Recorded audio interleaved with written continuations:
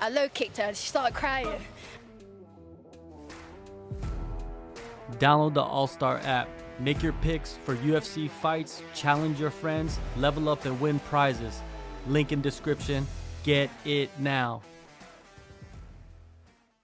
All right, Shanelle, you're in Phuket. You know, Yeah. you just won your fight like what, middle of December? Yeah, and you were here. When literally. did you get here? 18th of December. Oh, 3 days later. I literally booked it perfectly. I was like, I fight on the Friday, come home on the Saturday, and fly to Phuket on the Monday. Perfect holiday. So what is your history with Phuket? Like, have you been here often, or is this your first time? This is actually my second time. I went Phuket about 4 years ago now. But that's like 2020 when COVID happened. So I actually got a sponsorship with AKA. So I was meant to stay in Phuket for a whole year. Lived there 2 months by myself when I was 18 years old.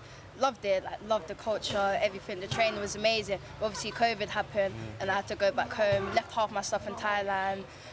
So yeah, that was 4 years ago. But now I'm back. It's even better.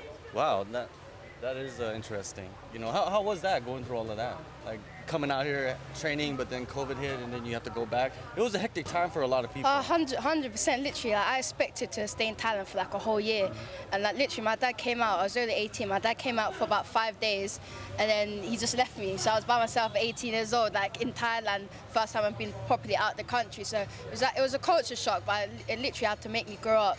Like so much within a week or so. I'm living by myself, but I literally train about 5 times a day. Like I'm so obsessed with training. The coach had to tell me to calm down. I was doing it every single session because it's literally right on my doorstep. I never had that before, but I literally loved it. All I did was train, sleep, and that's the same thing I'm doing now. Even though I'm meant to be on the holiday, like my coach was like, "Why are you training? You're meant to be on the beach. You're meant to be relaxing." I was like, "No, yeah, but I need to do this class. I need to do that class." I'm just so obsessed with training, but it's amazing. Where are you working? You know, out here in Phuket, are you going to different gyms, or just at one particular gym? Just in Bangtao, really. I came out here basically by myself. Like my friends, they wanted to come, but they were like on some long thing. So I said, okay, I'll book it. If you come, you come. If you don't, you don't.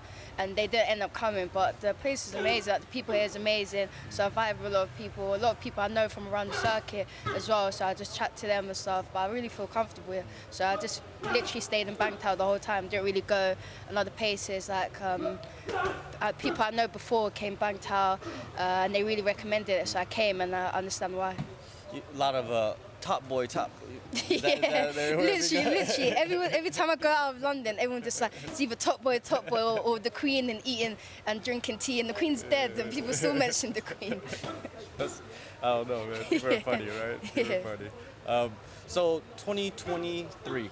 Yeah. You debuted as a professional, Yeah. fought 4 times, debuted with PFL, Yeah. fought for Aries. It was a pretty hectic year for you. Literally. You know, when you look back at it now, you know, you're sitting in 2024. What do you think of what you accomplished? 2023 was literally the perfect year you could ever have. I could ever have. Any professional making a professional debut can ever have. Literally, I went 4-0 last year, 3 finishes, 1 viral knockout, a great performance on PFL, got signed with one of the biggest promotions in PFL. Even like Jiu-Jitsu, I fought on Plus as well, won that, got submission of the night on that. So it's literally, I couldn't ask for anything more. Literally the perfect year. The beginning of the year, me and my managers and coaches sat down what we wanted to accomplish that year, and we wanted to do 4-0, find different promotions, and that's 100% what we achieved. Could ask for nothing more. Yeah, your debut, the viral knockout. Yeah. That was the debut, right? The spinning back Yeah. fist. You know, how was that? How was it to debut like that and then start to receive the hype kind of instantly? Yeah, I was literally so happy that it happened. My coach called it. He was like, 10 seconds spinning back elbow. 10 seconds came, he said, spinning back elbow. And I literally done it. I was unbelievable. Like, even before the fight, I said, if I get a knockout, I'm going to play it casual, like, cool. But literally, I like, you can see like my reaction. I was so excited, so happy, so excited. And like, the hype was real after that. And that's what I wanted. Like, I know how good I am. I just wanted people to know how good I am and show how good I am. And I did in that fight. And I got so much traction, so much hype off of that fight. A lot of people wanted to sign me. PFL wanted to sign me straight off the bat off of that KO. But I'm just glad I got to show the world how good I am just from that KO. Yeah, after that fight, I think 5 weeks later you fought again, got another knockout. Yeah, literally, I literally got run the back. Like, my phone was blowing up. My manager called me. He was excited when he was like, "Oh, you want to fight in like 4 weeks?" And I was like, "Yes." Literally straight off the bat, and I was like, and then like a week after, I was like, "Okay, I actually have to be in camp now." Yeah. But yeah, I love being active. I didn't really get any injuries off of that fight, so I'm just like, let me keep the momentum going, keep as active as possible. And yeah, you got the knockout, 2 straight knockout wins, Yeah. and then you made your PFL debut in Paris. How That was amazing, unbelievable. Like going from like low-level shows to like one of the biggest shows in the world. It's like you can see the difference. Like the whole fight week was so long, complicated, but I love every second of it. Like PFL, the whole promotion is like one of the best promotions in the world, and I really how they structure their fights. You know when you're fighting as well. So when I signed with PFL back in like when was it, about April, May time, I knew I was going to fight on that September card, so I got myself prepared for it, and the whole atmosphere was amazing. I fought in Paris, Cedric Doumbé, like the crowd literally won the crowd of the year last year, and I got to open that card. Like it was literally one of the best crowds and events I've ever been to in MMA in my whole martial arts career.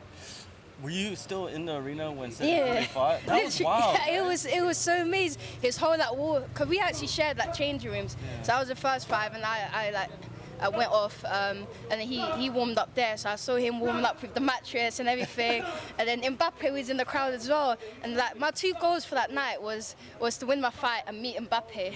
I kind of met Mbappe. He was in the crowd as well. But when Cedric walked out, like the whole arena, I can't speak French, but I still like enjoyed the whole thing. It was literally the best walkout I've ever watched live. And it was so amazing. The atmosphere was amazing. Like to have that hype and that fan base, it was outstanding. That's brave. To carry a mattress out to your fight and then you have to win that fight. You have to. But then even being around Cedric the whole that fight week, he manifested. He knew that was going to happen. That he was going to knock him out in 9 seconds. Like you can tell by his energy, his aura. He was saying it for like, the whole week that he's going to knock him out. So it was inevitable what he was going to do in that ring. Your fight for Aries, that was the 3rd round finish, right? Yeah. Yeah. And what did you think about that fight? What did you think about how you performed leading up to the finish? I think on paper it was my hardest fight today. She's more experienced than all my other opponents. She's had 20 pro fights, and that was my 4th pro fight. And she's been in the ring, in the cage with like the top fighters. She fought Zhang Wei Li, she fought Yuan and Jay Chek like back in the day. So she's experienced. She knows how to fight. And me, this is my first year being pro, so my whole fight camp I was kind of skeptical. She hits hard as well, so I don't want to get hit hard going to the fight. But after I threw a couple low kicks, hit her a couple of times, got my distance, I knew for a fact that she couldn't do anything. I remember one time, I think it was like halfway through the 1st round, I low kicked her and she started crying. And I looked in her eyes, she started crying. I knew from that point that I won the fight and that I literally could do whatever I wanted with her. But I don't want to rush anything. As I said before, she hits hard, so I don't want to risk anything. Don't want to lean into, because she carries a lot of power. So I was really professional in that fight. Even like between the rounds, you don't really see on the live, but I was like hyping up the crowd. The crowd was screaming my name. I was so hyped, but I kept professional always. And I never chase a finish. If the finish is there, it's there. If it's not, it's not. I win the fight regardless. But I finished her. Seeing your opponent cry, that's pretty wild, right? Because you're a professional fighter. You're the toughest people on earth. So but the leg kicks were stinging her. Like you could see her legs off. Oh, she hated it. Like literally, I think even at the finish, she was just looking for an excuse to get out. Like I wanted to buy a face team, and then she started complaining to like the ref. But that's 100% legal, so I just ended it there. You're supposed to be on vacation, you're training still, but there's so much stuff to do. Are you enjoying your time as well? 100%. Like I couldn't ask for anything more. Like if I wasn't trained, I would have been paranoid anyways. So like it's like I'm training, but I'm not forced to train. Like I do 1 or 2, I do 2 classes a day. But if I really don't want to train, I don't train. I go to the beach in between classes. I went James Bond Island a couple of days ago. Went PP Islands on the boat trips. Went Patong with my friends. So I'm still on holiday, but I'm still learning stuff, and this is what I love. Like it's not a job to me. It's not like you're going to work. Like this is what I love. I love learning new stuff. I love MMA, so this is the perfect holiday for me. Yeah, well, definitely. And 2024, we're in it, and you've mentioned that you're going to be in the season coming up for PFL Europe. What are your thoughts on actually entering that tournament after watching the first season? I think the most people that's in the last season is going to be in this season as well. But what I've shown last year, my 4 fights last year, I think I'm leagues above the people that's in the tournament this year. Like all my 4 fights last year, you see me striking. but I'm a purple belt in jiu-jitsu. Like, I have good jiu-jitsu and I have good wrestling as well. I just didn't show that. A lot of people, when they fight me, they're like, oh, I'm just going to take it down. That's everyone's game plan until I punch them in the face and they don't know what to do afterwards. So I can mix up as well. I'm really confident in my abilities. Even my last fight, like, I had fun with it. I controlled the whole thing against a veteran. I'm only 4-0, but I've shown that I can hold myself against professional people with high records. Yeah, for sure. But you fought a lot as an amateur too. Yeah. So it's not like you just started, you know, Yeah. in toy. Yeah. That would have been nuts if you did. Yeah, Like, exactly. Imagine. Yeah, I had 11 amateur fights. My record was 8-3, but the 3 losses, I literally fought as much as I can when I was amateur. I did it right. Like, I literally, my 2 losses came against people that's in the UFC now. So like, I fought the best people. I fought I'm a champion on my 3rd fight. Fought UFC fighters now. So I literally took all the hard fight. So when I do turn pro, that I'm really experienced in that aspect. And I've had like 100, 150 plus Muay Thai fights as well. So fighting is literally in my blood. It's second nature to me. I don't really get nervous. I get a little bit nervous because you need that.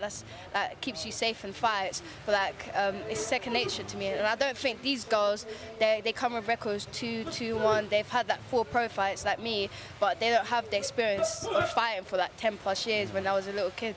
Yeah. And the winner of the season at flyweight is Dakota Ditcheva. What are your thoughts on her? I think she's amazing. Like, we literally came kind of from like the same background.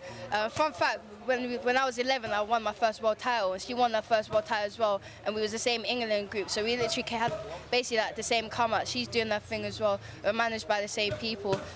She's going to America this season. She's 100% going to win it, and that be an interesting fight down the line. Cause I think on paper everyone thinks we're such similar fighters, but I think in the ring it's going to be a different story, and it'll be exciting. Like, I don't shy away from hard fights. I do this for legacy. I want to be one of the best fighters in the world. So to be one of the best fighters in the world, you have to fight the best people. So that would definitely be a fight that I won't turn down. I'm interested in down the line. But right now I'm doing my thing in the European scene. She's doing her thing in the international scene, and we just want to win. We're both from England. We just want to elevate the country. Yeah, it's a unique situation right there. You guys are the same weight. Yeah. You guys are from both from Europe. Yeah, same management. Yeah, same management. It's interesting. But it's good. It's good there. I just want to, especially for like the girls in the UK, I just want everyone to win in and take over. But you never know what's going to happen. Yeah. I mean, Dakota might be in the European season again. Who knows, right? And that fight could happen. Yeah, it's all business though. It's nothing personal. I never take fighting personal. And nothing really gets to me. It's literally everyone I fight is the same. It's someone that I have to beat. And that's my mentality going into every fight. It's nothing personal. What do you think of the PFL and Bellator merging together, right? Because they also have a flyweight division that has some solid fighters over there. In the beginning, I was so confused. Like, nobody really tells me anything. I saw that whole thing happen. I was just like, what does that even mean for me? I was so confused. But then I kind of watched like the breakdown and stuff like that. I think that's amazing, because I know that last year a couple people, like PFL, they have a tournament. Like, they have 3 fights a year. But if you get out of the tournament in the first stage, you're not fighting for the rest of the year. But now if you get out of the tournament in the first stage, you can still fight on Bellator, like fight nights in Bellator. So it keeps you active, keeps you still getting paid. And I think especially for like the female-wise, for the female division, there's not a lot of like bodies, there's not a lot of high-level fighters, experienced fighters, because especially PFL Europe is new and PFL is new. So now we have the experienced fighters coming over from Bellator, and you kind of get to choose. Like, if you want to fight 1 or twice a year, you can fight for Bellator. If you want to have 3 fights in a short span of time, that's the type of fight you want to be. You can fight for the PFL tournament. So it just gives you a lot of options and keeps you active. So I really like the combination. Well, as a young fighter, you're only 22, right? Like, going into a tournament and winning that prize money is life-changing. Yeah, literally. You know what I mean? Seriously, like, it's a huge opportunity. Yeah. I guess if your body is willing to go through that process, you've probably heard from other people, other fighters, what it takes to go through the tournament, right? So what do you think of that, like, entering that? Yeah, I think because as I said before, I have like 100, 150 plus Muay Thai fights, and I used to fight like 5 times a day just to win tournaments, and I'm used to fighting. Like, for me, fighting is not like a huge process. Like, some people have to mentally for like weeks like get their head into fighting. I don't really. I can just literally switch on. Give me like half an hour, I can switch on into fight mode. So I'm really using that aspect of being active. I had 4 fights last year. I averaged 4 fights a year. I think 2019 I had 22 fights in one year. year, like MMA, Muay Thai, and K1. So I'm used to being active. I'm an active fighter. I love fighting. So I think the tournament factor is really plays great to me as well. And for the fact I know when I'm fighting, like in a few weeks they'll tell me you're fighting on this day, and this day. So I can plan my training camps, my holidays around those types. So I'm peaking on those 3 times of the year. And what are you hearing? Like, because I've been talking to PFL fighters, Bellator fighters.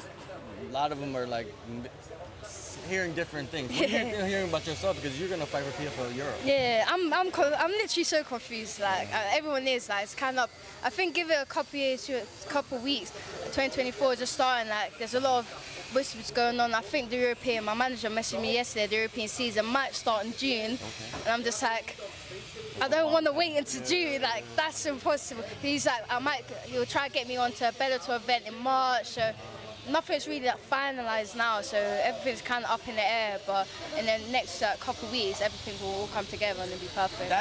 That's the merger, that makes the merger cool, right? Yeah. Like you don't the season maybe starts in June. Yeah. You're like, I don't want to wait until then. You hop on a Bellator card, maybe exactly. 2 of them, you know what I mean, and then get into the season. Yeah, exactly. That's perfect for us. Yeah, it is. Well, all the best in this upcoming season, and hopefully I'll see you around again this year, maybe later this year. I know you enjoy, being Yeah, I do. I need to find time, and my coach said I'm only allowed 1 holiday this year. I need to focus on winning that belt. Okay, But yeah. All right. Thank you so much. Thank you.